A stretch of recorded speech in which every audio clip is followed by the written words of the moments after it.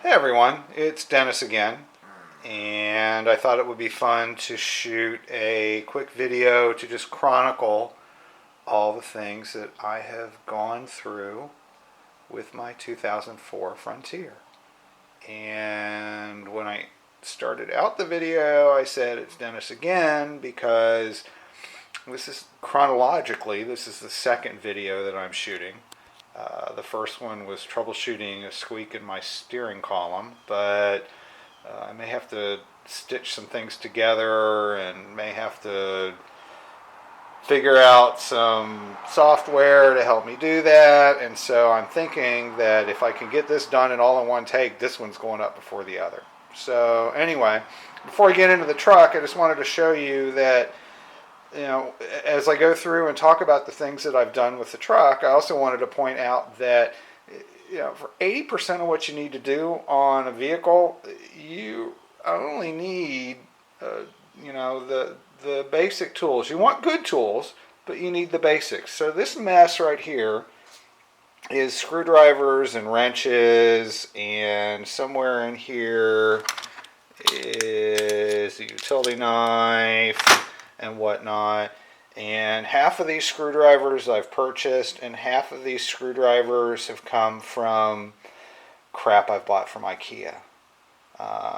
And then back here is a needle nose pliers, and that's a wire cutting stripping tool, and that's a pipe wrench, a small one.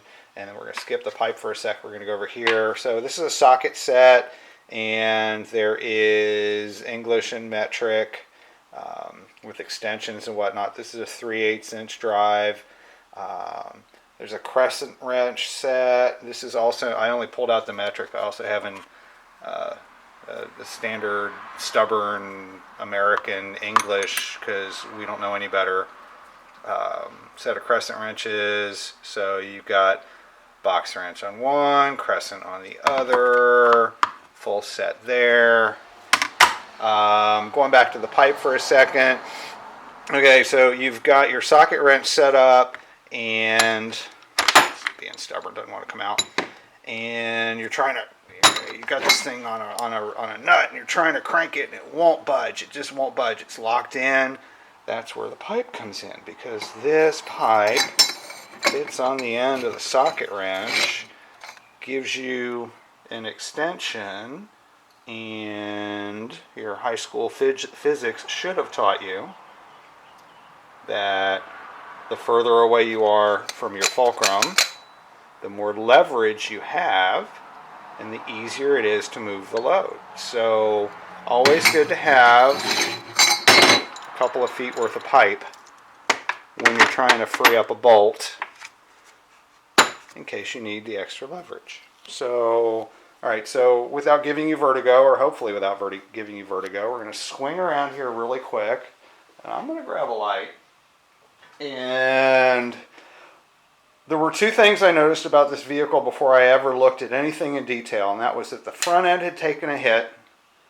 And it took a hit, it took an impact right about, I don't know if the camera's going to show this, but there's some spider cracking right below those little divots. And it took a hit right about there, and it pushed the bumper back and up. And it didn't do any structural damage, but there was some collateral, like down in here next to the windshield washer tank is a line for the AC system. It didn't puncture that, but it was like 2 millimeters away. But it did crush the reservoir. That's a brand new reservoir, which I like. I bought it online from partsgeek.com, and I like it because it's translucent, so you can see where your fluid level is. The original, with its battle scars, is back here over my shoulder up on the wall because it got crushed in and broken. So, yeah, that didn't end up well. And this headlamp assembly, it broke the brackets off the back of it, so that's new. Same thing here, that impact broke the brackets that hold the headlamp assembly on. So when I fixed the bumper by replacing, you can still see because there's a label on it, because I was a dork and left the label on instead of peeling it off before I replaced it. There's a bracket there, and then down on this side you can see the label on it. Whoop, get the strap out of the way. Okay, there's a bracket down there. There's a label on it. That one really got crushed. That's the one that almost messed up the AC. So I ended up pulling everything off the front, replacing those brackets with the labels on it, putting it back together, and then by doing that, the headlamps came loose, so I needed to replace them with the proper brackets and whatnot. So some of it's some of it's fully fixed, some of it's kind of fudged a little bit. I also invested in a light kit for the fogs. So it didn't come with fog lights, but the holes were there. So I went ahead and did that. All right, still trying to do one take and not give you vertigo, so we're going to move here. Open the car, keys are in it. So, steering wheel cover. I have never had a vehicle that did not have a steering wheel cover on it. Radio, shift knob, pedal covers, and then new floor mats. And I also took the time to pull the seats out with the carpet cleaner, and I steamed the seats, I steamed the carpets and whatnot. Cleared up a lot of the nasty smells that the car had developed over a period of time, because nobody had loved on it, and especially for 5 months for the 5 months my neighbor owned it, it really didn't get moved around a lot. So, so it got a bath and it got a cleaning, and I'm starting to work on the finish and trying to do what I can to bring the best out of that. So there were a bunch of paint splatters on the glass, and so I used a straight razor blade to scrape the paint off.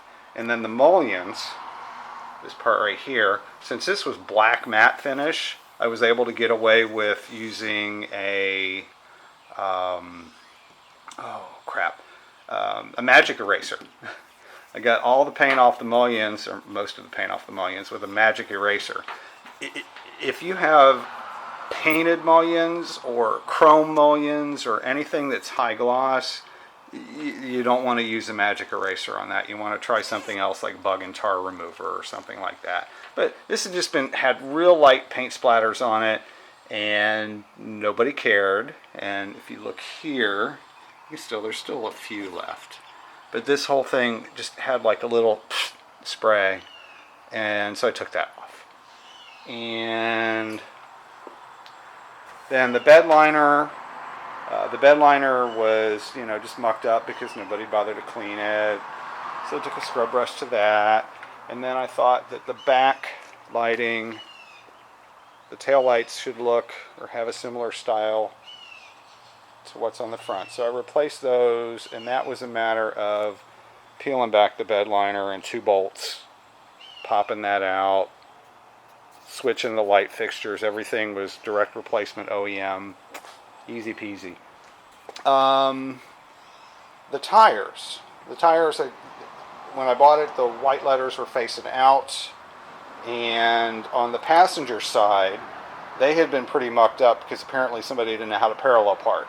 So the white letters were, rubbed black in some places, and the sidewall was just scuffed up, and it just looked like crap. And so I had my mechanic flip them so that the white letters are on the inside.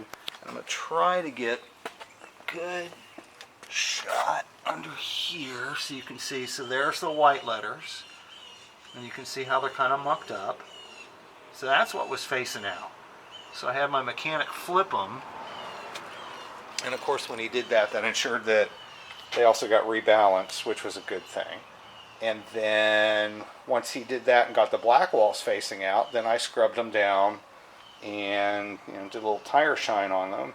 and they look like freaking new tires. It's kind of awesome. So now I'm going to move along here, past the door that's open. And that's really just about it. You know, the fog light kit was kind of cool. The one that I got was really simple. Tied off into the battery for the positive. Came with its own relay and fuse, and I just ran. I put the wire in some convoluted tubing. This little kind of stuff right here. I don't know if I can get this open to show you. Yeah, so that's the wire that came. That's the wiring that came with the lighting, right there, and that shiny insulation. And then I decided to give it some extra protection with the convoluted tubing, and I just ran it underneath the frame rail. Back in here, there's a drop down behind here for the passenger side light, and then here's some of the tubing, and tied it off again behind the frame rail, and then it runs back that way, and then there's a little pass through way back there behind the master cylinder where it passes through the firewall and connects up with the switch and all that wiring up in there to make that run. So that was fun. So yeah, so that was my little tour of my little Frontier. There's a little bit of drama with getting the front end aligned. I'm having it professionally done just because I want it off to a good start, but I've had 2 tries at it now, but my shop is having problems with that. And a lot of these minor details, if you're friends with me on Facebook and you're following along with this is like kind of like the audio chronicle of all the little milestones that you've been seeing along the way, and the little stills that I've been taking along the way as I do the work with the little truck. But I'm really happy with it. I really got a good deal. The things that I'm doing to it, 95% are things that I didn't need to do. I just wanted to, to make it smell better, make it look better, yada, yada, yada. And, for me, it's rediscovering the fun of working on a truck or a car. And this one's easy to work on. So, all the better. So, that's it for now. And I'm sure I'll put more stuff up as we go along.